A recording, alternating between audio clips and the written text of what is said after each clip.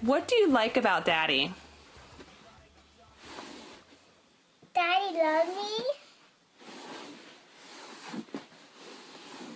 My favorite thing about my Uncle Billy would definitely be his lightheartedness.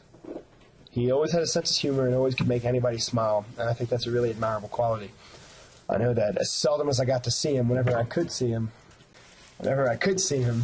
he would always make it memorable, and I really, really appreciate that, like, more than you know. That he takes me places where I want, and he tricks me a lot, and he just kids me a lot, and he's really funny. Keep it brief in the interest of keeping it family friendly, if nothing else. So number one, what's your favorite thing about Bill? I would definitely say the fact that he has absolutely no shame whatsoever. The stories that it's unbelievable, the things that he's admitted about himself and his past, which consequently means he has hilarious stories. My favorite thing about Billy is that he's hilarious. And my favorite thing about Billy is our new and improved relationship. There were many, many prayers said over that boy so that our relationship would blossom into something beautiful that I really think it is now. Favorite thing about Billy is he will offend a whole room full of people if it's going to make one person laugh. That he loves me.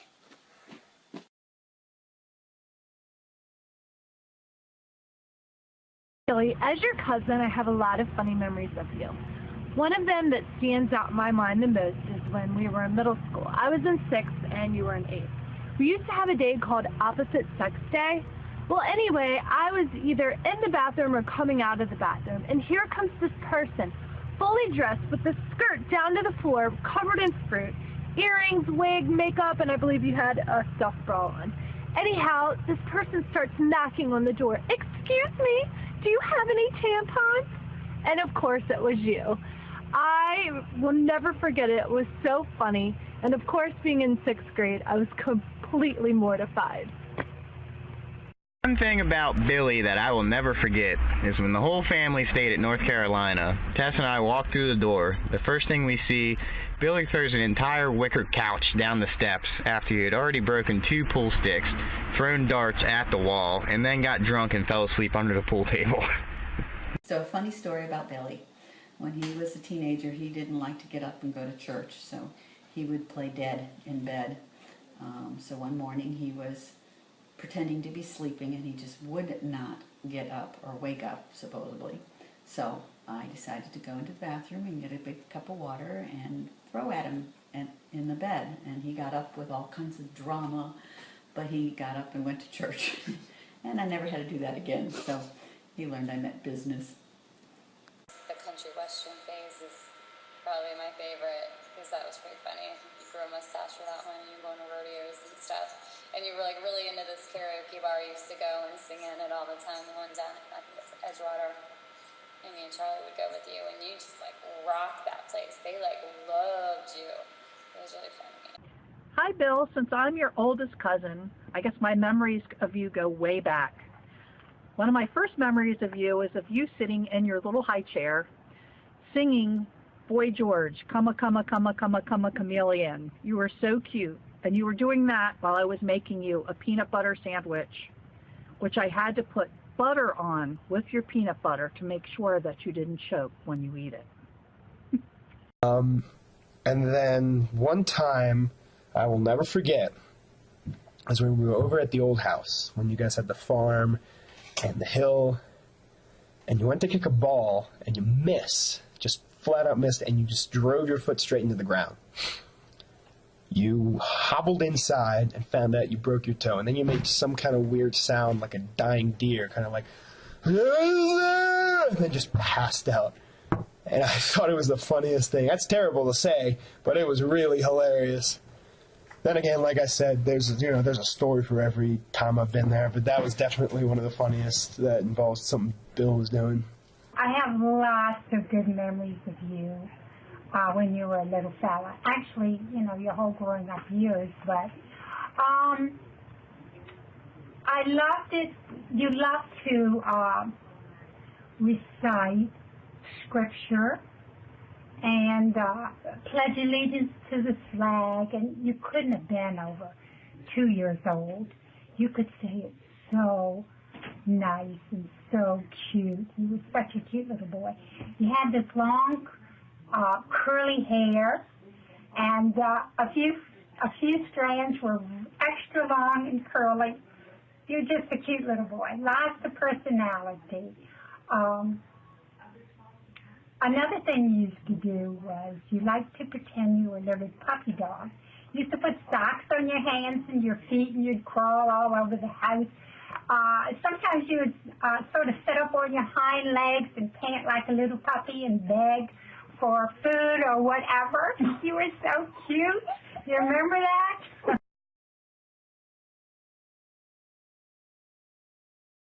I met Billy when he was, I think, around 11 or 12 years old at a church in Glen Burnie. Bill, his father, and I were both single parents, and we went to the seminar to learn how to be better single parents, I guess. And when the seminar was over, we went to pick up our kids, and Billy, Danny, and Robbie were all playing with my son, David. So I did think that his father was the most handsome man there, so I invited him home for a steak dinner, and you know a man can't refuse that. So he and the three boys came to our house, and we had dinner, and Billy and the boys played King of the Mountain, and Robbie ate too many grapes and threw up on my white carpet. But that was the start of our relationship. The first time I remember meeting Billy was in 2011 when he was singing with 8 Ohms. I was mixing, I'm a sound engineer, so I was mixing a festival in Baltimore where 8 Ohms was performing, and so I remembered Billy from that because it's like, oh, this short guy with humongous dreads that sings funny. The first time I met Bill was at Towson University. I went to my friend's house, and Bill was actually there visiting her roommate. Well, my friend and her roommate awkwardly left me alone with Bill, and I think I made a quick excuse to leave or something. But then again, I saw him shortly after at a party, and we decided, or I went upstairs, and Bill was up there playing his guitar. I think it was Dave Matthews, and that was it for me, and you guys know the rest. The first time I met Bill, I thought this was going to be an interesting experience. And my hypothesis was correct, because the time I wish I had a picture of Bill was when I found him having a pedicure and reading his gossip magazine. Quite interesting.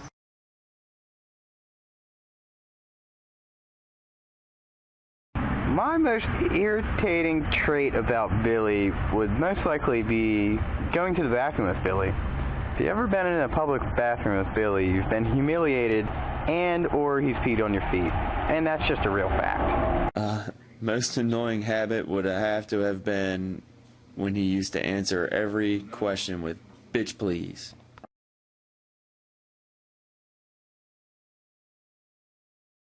Bill Brassby once punched a bald eagle in the face because it wasn't American enough. Oh, wait, wrong Bill. When I think of Prince William II, I think of sweet haircuts, insane parody lyrics to any songs imaginable in E. Honey Buns.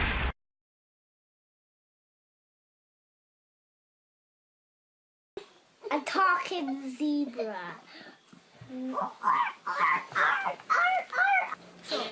A troll? Why? Because he has long hair and he looks like a troll. Bill would definitely be an otter. He's crafty. I see him swimming around and breaking clams and crabs on some rocks and stuff, you know what I mean? I think otters definitely make lemonade, and that suits Billy really well. An elephant. Why would Daddy be an elephant? Because elephants are nice to me. Hi, Billy. If you were an animal, you'd be a singing gorilla. P.S. You are old.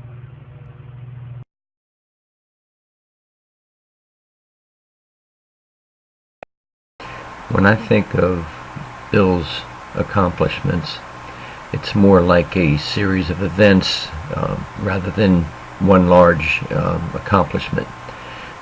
First of all, becoming a Christian at a young age and learning how to pray.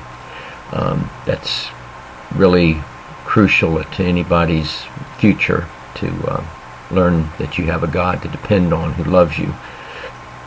Second is marrying the right girl, and I believe Jesse's that right girl, and raising a family with two great little guys, and that's just the beginning. I think singing for the church. And the big accomplishment is that he married Jessie and gave me 2 beautiful grandsons. And she's the best thing that's ever happened to him, by the way.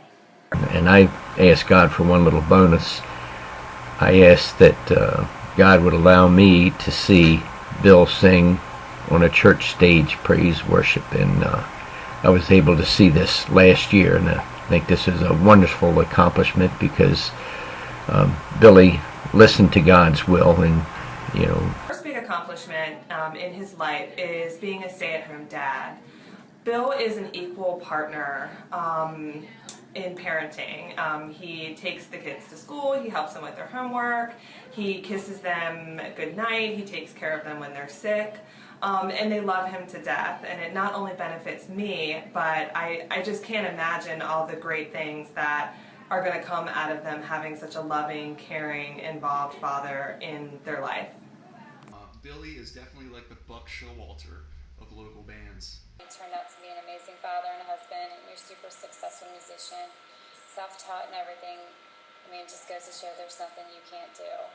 His goal was literally to just play in any public establishment, and he's definitely succeeded and has succeeded far beyond that original goal. He's a well-respected and a well-known local musician, and I have to admit he's definitely exceeded my expectations as far as his musical career.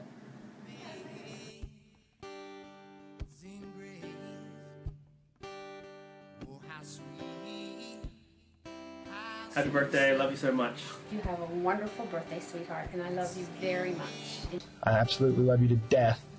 Can't wait to see you next. And I hope you have a really happy birthday.